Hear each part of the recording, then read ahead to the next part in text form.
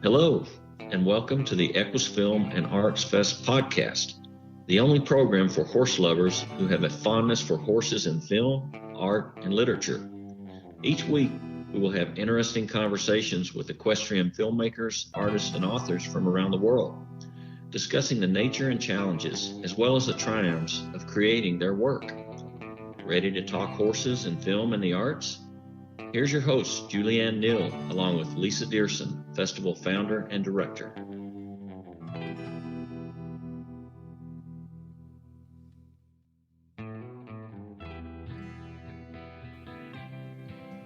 Hello, and welcome to the EQUUUS Film and Arts Fest podcast. I'm your host, Julianne Neal, and we're here today with Lisa Dearson, founder and director of the fest. How are you, Lisa? I'm great, Julianne. How are you doing today? I'm doing really well, thanks. I think today's episode is going to be really interesting because we're going to talk a little bit about a special organization called Thundering Hooves and the founder and director of that organization, who's a good friend of ours, Neta Ryne. Yeah, Neta's been with the festival, almost as long as you have. Actually, exactly the same. We met Neta and her husband Daryl in the fall of 2015 in New York, when the first time that Bruce and I came to a fest. So yeah, and then we followed that up that winter in Silver Spring. Yes, and actually, she and Daryl came to Camden the first year that we did the tour stop. They came to Camden and were part of it. And then Bruce was able to go out that summer, I think it was, when they did something in Marfa, Texas. So we did a tour stop in Marfa, and we did a whole series of films that were all about slaughter and what happens with issues facing the horses. So how did you meet Neta in the first place? Did she approach you and submit for the festival, or did you know her before? Yeah, she wanted to enter the last ride at the short piece at the festival, and again it was kind of like with your edge. Sure, bring the short piece. That'll be great. We'll help watch the film grow because we'll just keep bringing you back, and as the film gets bigger, we'll just keep going. So, all the time, she just keeps adding and adding to the story. So now she's making her second and third film, and we had a short piece in called The Horse's Prayer last year in the festival, and she's working on The Saddle of Hope, which is all about what she's doing down on her mile-long frontage on the road, where the horses rattle past her house, packed into semi-trucks on their way to slaughter in Mexico. So, she is on a mission to try to bring an end to this, and we're on a mission to be there supporting her on her way and being, doing everything we can to help her get this message out. Well, she's definitely a force to be reckoned with. I mean, she's one of the most knowledgeable people about what's going on, and has made it, like you said, made it her mission. I know when we were in Florida, in Ocala that year, she happened to see one of the truck drivers that she knew from the routes that run past her house every day, and just the stories she would tell were really, really powerful and moving. And even now, there are issues going on, like you said, right around their land and with fracking and other things. And she's just a mover and shaker. Every time I turn around, she's doing something to bring attention to the mission. So, well, she makes us realize that we need to be active. If we want change, we have to be the vehicles to help bring that change about. Yes, it doesn't happen. If you sit there and wait, it's not going to come to you. If you get out there and work to make it happen, you can make amazing things happen. And she's definitely doing that. So we have a rather long interview with Neta and some of her friends from the EQUUUS Film and Arts Fest. Lynny was in actually with her music, and the whole interview that we did, the panel interview that we did there, is all about Thundering Hooves. So we'll go ahead and move forward and let everybody listen in. Great. I'm excited to hear what Neta has to say.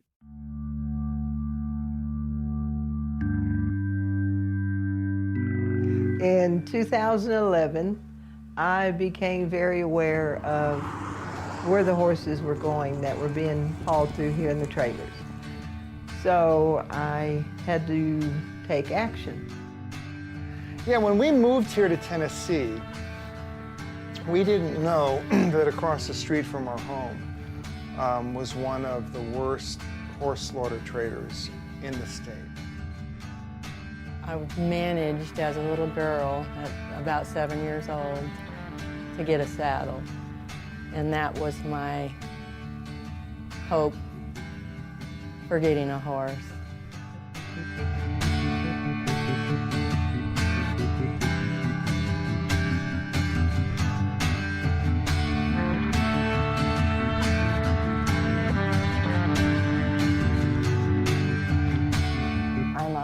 Value finder in horse. I'm not anti-anything. I've never found that being anti-anything solves anything. You have to be pro-something. So my question is always, what do you do to help? How do I make it better? What's the solution?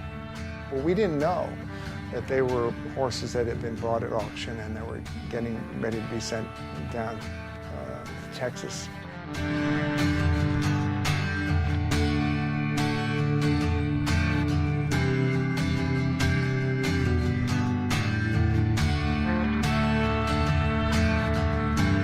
And it has become a 24/7 awareness campaign. You know, it just stands there.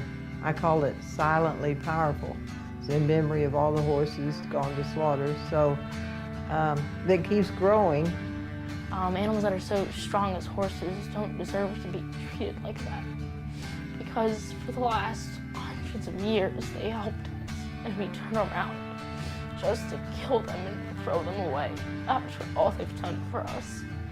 When I found out what they're going through, the slaughter, what they go through to get to slaughter,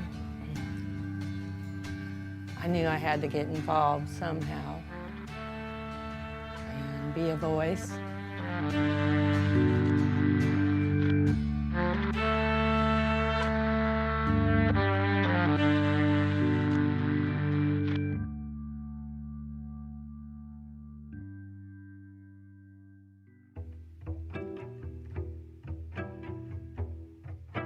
So excited to be here today. We have a very special group, an organization called Thundering Hooves, and the leader of that organization is spearheading quite a few things on behalf of the horse. So Neta Ryne, thank you for being with us today. Thank you. It's such a great opportunity to be here and be a voice for the horses. My name is Neta Ryne. I'm founder of Thundering Hooves, a nonprofit organization created to honor and celebrate the horse, but also educate and bring awareness to the many issues horses face today, with horse slaughter being my main awareness campaign. And I do that because where I live, the kill buyers pass my house with trailers full of horses going to the Mexico border to the kill pens on the border 90 miles south of where I live. So I could not watch. If I could lay in the middle of the road and stop them and save the horses, I would, but I can't do that. So this is my way of being their voice. I always make a promise to everyone I see that I'm still here and people are still being made aware of what's happening. Well, and you have quite a creative team here with you today. We're here with Lynny Prince, who is an amazing musician. I can't wait to talk to her a little bit. So, Lynny, thank you for joining us. Thank you very much for having me. Sure. And also, we are here with, I'm honored to be with Chief Matthew Black Eagleman. Did I say it right? Yeah, absolutely. Thank you. Yeah. Wow, that's great. My honor truly to be here, too. Well, thank you, thank you. We're going to hear about what you do and your belief and why you do it in just a few minutes as well. But I think the thing that's tying you all together is Thundering Hooves. Is that correct? Correct. Correct. So, Neta, the first time I met you, we were actually in New York. I mean, we've had a long history with the EQUUS Film Festival. And from those first years, I guess it was 2015, and you came in with a trailer for a film called Their Last Ride, we came in, Bruce and I, my partner, came in at the same time with a trailer for a film that we did called The Edge with James O'Connor and his team. And so we sort of had parallel journeys. That first year we went to the tour stops together, and you came to visit us in Camden, South Carolina when we did a festival tour stop, and then Bruce came to visit you in Toyville. In Marfa. In Marfa, For the that's Marfa. correct, yes. So we've really enjoyed seeing the progress that you've made, because there's not just one cause that this woman gets involved in. And every time I see something on the internet, she's fighting for something, but the main thing is the horse. Is that right? Yes. What began Thundering Hooves, I was actually crossing the road from my business to my home, and a hauler was coming, and I was right there in the shoulder of the road. I could have reached out and touched the truck as he passed by. And there was a paint horse. This trailer had slats, so I could see the horses. There was a horse in there, and we locked eyes. I saw him, and that was a profound experience to me. And as they passed by, I could hear them kicking and making noise in the trailer. And I made a promise to him. I said, I can't help you. I'm sorry, I can't help you. But so then when they turned and headed south, I thought, wouldn't it be amazing if they could be free and I could hear them running up my land, their thundering hoofs, running free as they should be, free from what they're about to face. So that was the birth of Thundering Hooves. And you really were instrumental in traveling around, raising the funding to be able to start that first film project. You are well connected now because of the power of the horse, and because of your determination. Because when she decides to do something, that it's going to happen. Somebody described you this morning and they said that modest, sweet, beautiful woman, and I said she is all of that, but she determined better be part of that description. Thank too. you. So you've done so much already, but there's so much still to do. Thank you. There is, until they quit crossing our borders to go to these slaughter plants. We have a lot to do. And this bill that is in Congress now, the SAFE Act, H.R. 961, and in the Senate S. 2006, to safeguard the global food supply from tainted horse meat and to close our borders to horses going to slaughter.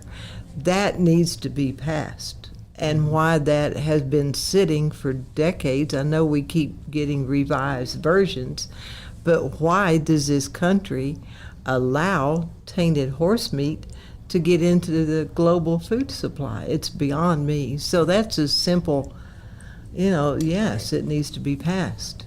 Absolutely. And you have, in where you live, you have a memorial fence.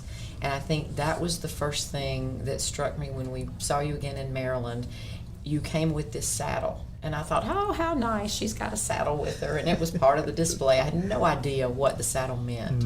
So can you explain what that fence is all about? Sure. The Thundering Hooves Memorial Fence, our property runs for a mile along the highway that they're hauled on their last ride.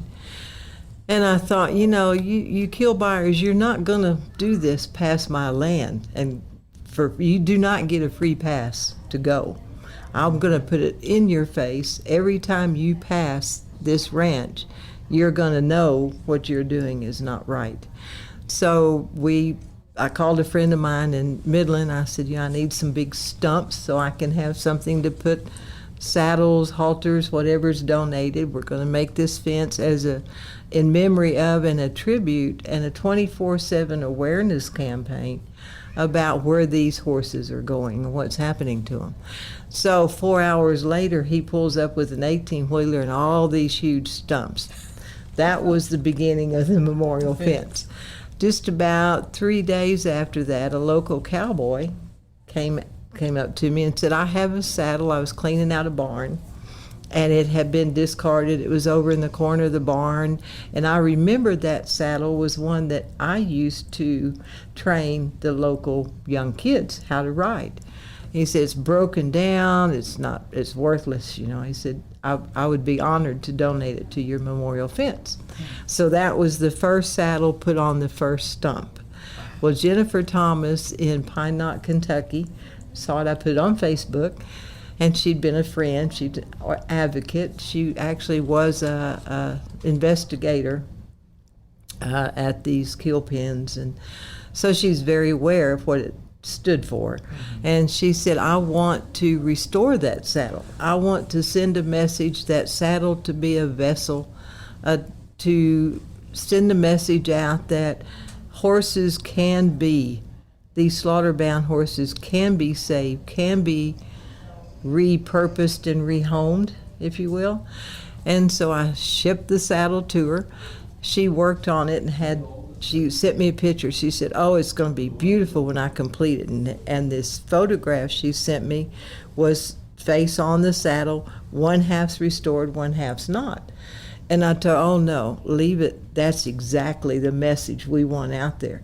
I want people to know that this horse that looks like this half of the saddle, you put a little bit of effort into him, and he's going to be bright and shiny, and he's going to serve a purpose for somebody somewhere. And so that was the Saddle of Hope. Wow, that is exciting.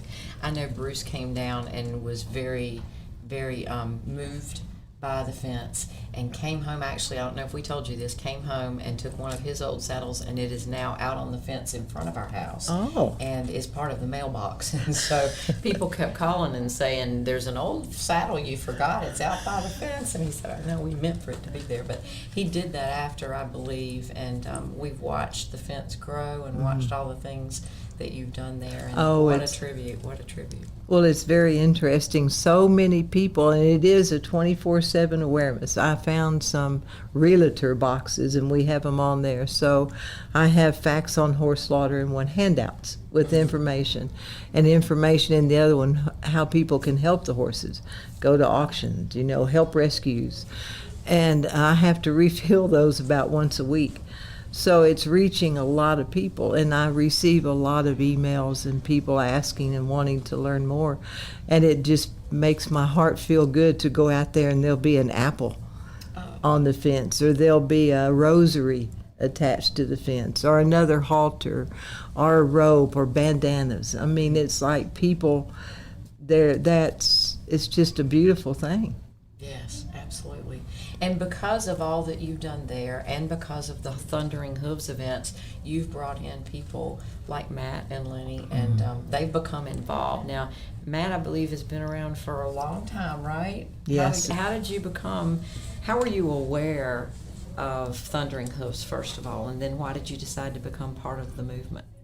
I'm aware of it because of my wife. And I have no computer technological skills about anything, but my wife, she pays attention to what goes on, keeps our ear to the ground, so to speak. And so she was the one that made me aware of this Thundering Hooves. And I ride horses anyways. Part of our cultural things we do is prayer rides, memorial rides. And I participated in one called the Dakota 38 ride.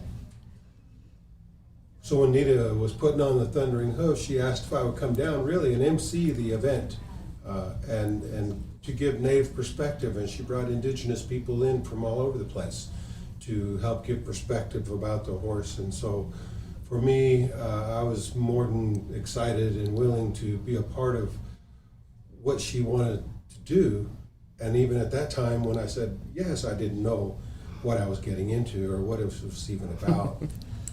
When I got here, I was devastated to see what's really happening, and so many people are unaware of, we can all tell a story in some way, something about some devastation that seems to be going on, and it just doesn't feel right. And this horsebound slaughter issue, to me, really was one of those that it didn't sit right in the palate, and whatever it took. I was willing to lend my voice, my support 100%, whatever it took to help get that message out, to help represent a positive side of what we believe in the horses to be. And, those of us who are horse people, remember those drivers that are pulling those haulers, they think they're horse people too. The difference is, do we understand the value, the spiritual value of what the horse does for us? And so that's what I wanted to bring to the table, was that the teachings in my indigenous culture that teach us how sacred of an animal, that we don't even call them an animal. They're our relatives from the horse nation. And relatives being, they're smart creatures. They think for themselves. They can respond and communicate amongst themselves. They have their own language.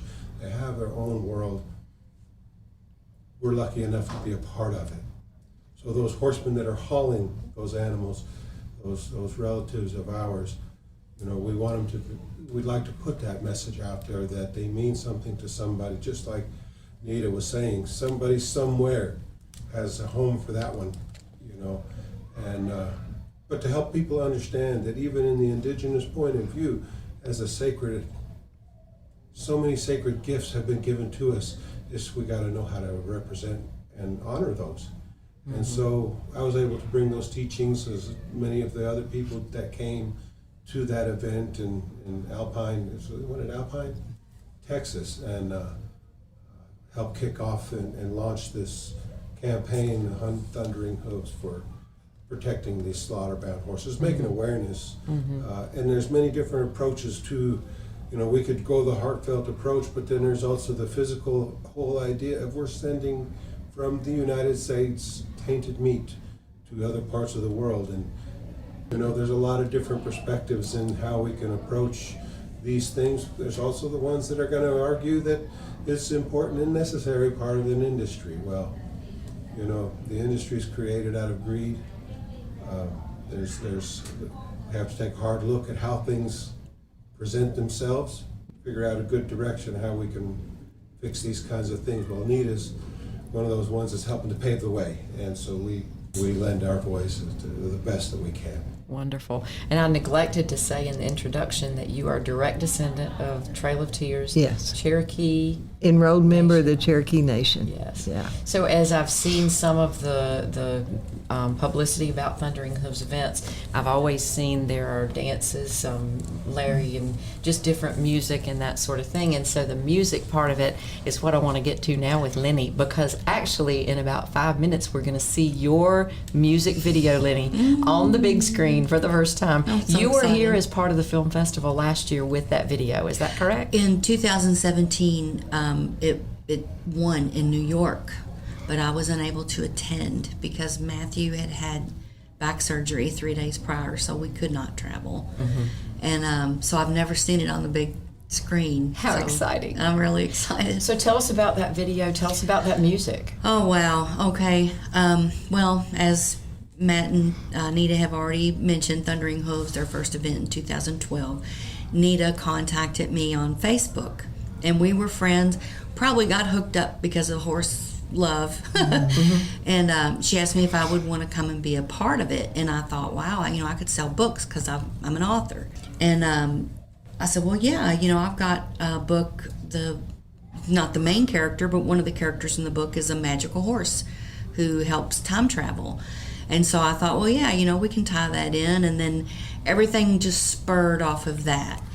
And when we went there and Neta taught us the realities of what happened to these horses, there was no way that I could go away not doing something. I had to do something. Well, as a musician, because I'm also a musician, I had a song called Ride It Out. And it was a love ballad. But it would be easy to convert this love ballad into a song for the slaughter-bound horses. And so that's what I did, and wrote it through the horse's perspective, the horse's eyes, as seen leaving his or her home, traveling down the road, going to the auction house, and then in the end of the video, it depicts the horse going and to be slaughtered. And so that was my passion. I had to do that to get that message out, because music is universal. And so I thought, it'd be a great way to support the cause for Thundering Hooves and the horses. Absolutely. So do you see another video in the pipeline? Are you ready to there's already do some more? Nita and I are brainstorming over one. And we're going to have that done by next year. It'll be in the next EQUUS Film Festival here. That is so wonderful. Hi, I'm Lisa Dearson, director of the EQUUS Film and Arts Fest. Please stay tuned. We'll be right back.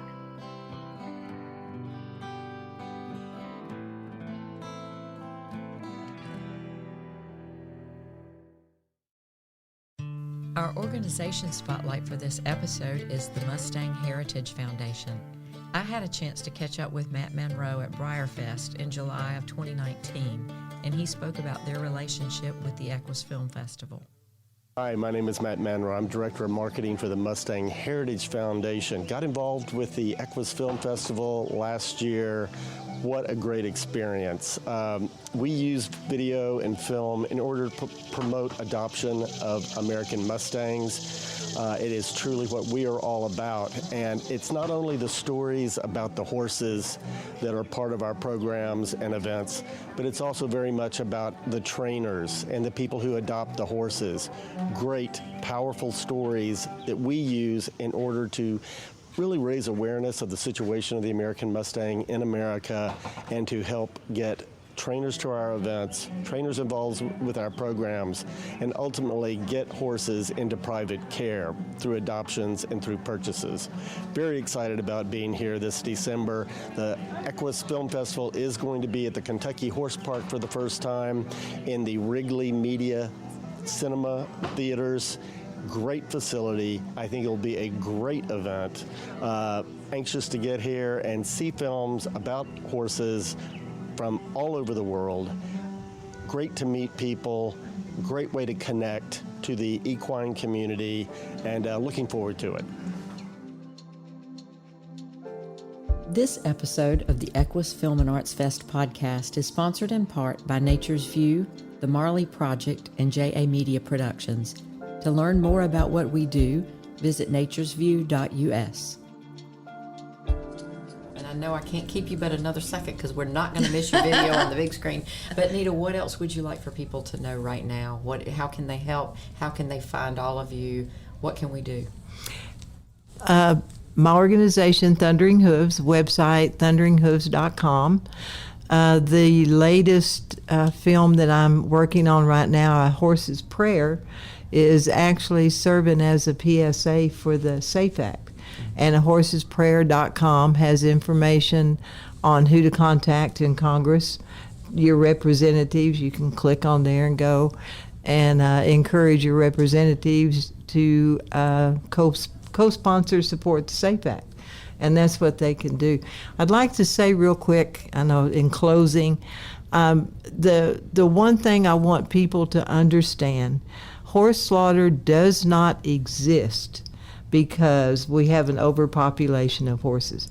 Horse slaughter is a business, it's an industry, it's corrupt, it's driven by greed, and if we could get everybody to understand that and put themselves outside all these misconceptions, I think we could then have an intelligent conversation on how to bring it into it. Mm-hmm. Absolutely. Amen. Absolutely. Lynny, how can we find out more about your music? Oh, you can, books and music, everything is on my blog, and you can get there at lynnyprince.org, LYNNY prince.org. Just think Purple Rain. Yes, that's how I remember it. Yes. And Matt, how can we find out more about you? Well, my wife keeps those things posted. She keeps you straight. Yeah, I don't know anything about computer stuff, Okay. but I know how to be present, and that's what I do. So that's the best that I can put out there. If people need us and want help, we would be present. You're the balance for all of the rest of this technology, so we need you desperately for that. Yeah. And Nita, actually, we have another sister podcast in a sense, the Winnie Tales, and Bruce and I definitely want to talk to you more on that. So, and maybe if you even have time while we're here, we'll sit down. Okay. We want to know more about what's going on with Thundering Hooves, and you've got issues with fracking around you, and I mean, you're fighting for something all the time. So, we'll definitely be in touch about that. Okay. So, thank you all for being with us. Thank you Thank so much. you. Have a great Thank night. You too.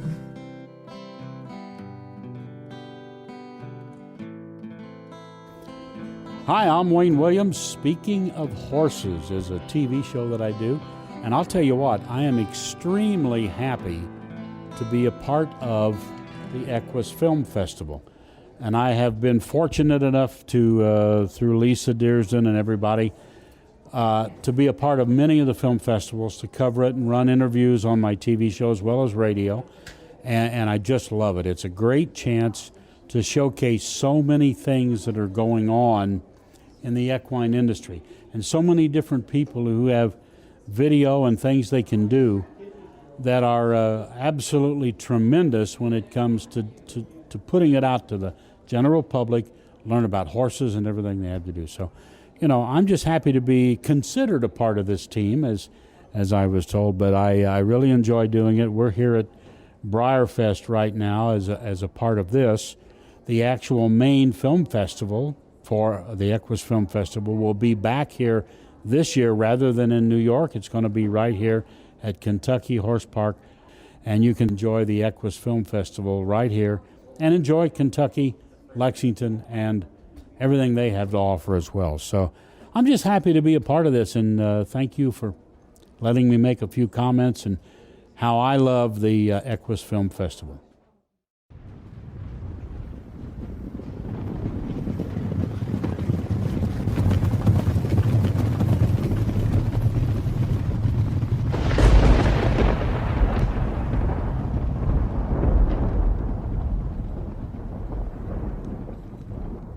Thundering Hooves is a native-led grassroots nonprofit organization created to celebrate and honor the horse through a platform of education, art, film, song, dance, connecting people of all ages to the spirit of the horse. So I created a platform. I thought, well, if I put up a Stop Horse Slaughter banner and have an event here in West Texas where these horses are going through to the slaughter export pens, that everybody here would just be outraged and want to take action.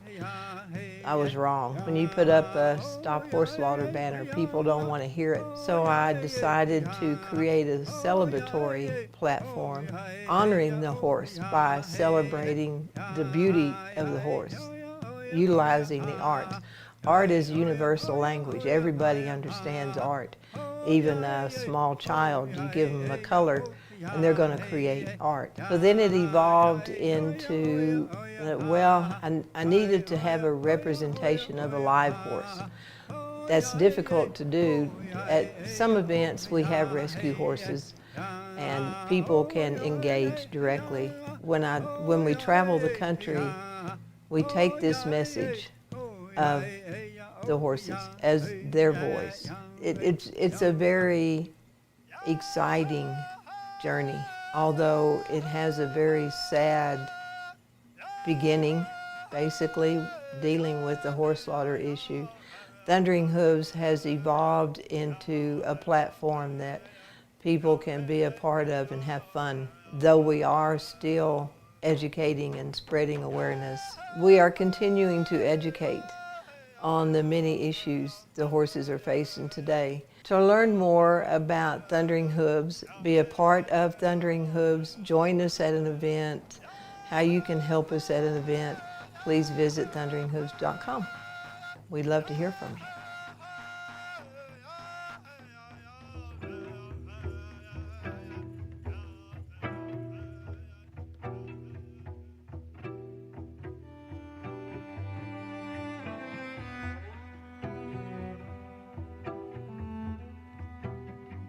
So let's talk a minute about the music that's used in this podcast.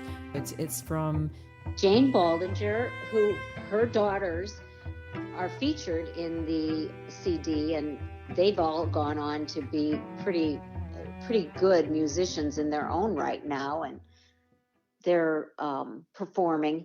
But they were pony clubbers, so this is kind of a really kind of cool horsey connection with a CD named Pony, which is what the CD is named, and we'll have a link to people to go and listen and maybe purchase their a few of the cuts off of that CD, because it's just great music. I love any kind of good music, but when you tie horses into the music, that just gives us an added punch. This episode of the EQUUS Film and Arts Fest podcast is sponsored in part by Nature's View, the Marley Project, and JA Media Productions.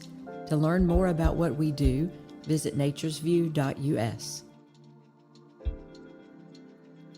Please be sure to tune in next week when Julianne and I have another interesting conversation with one of our EQUUS Film and Arts Fest filmmakers, artists, or authors.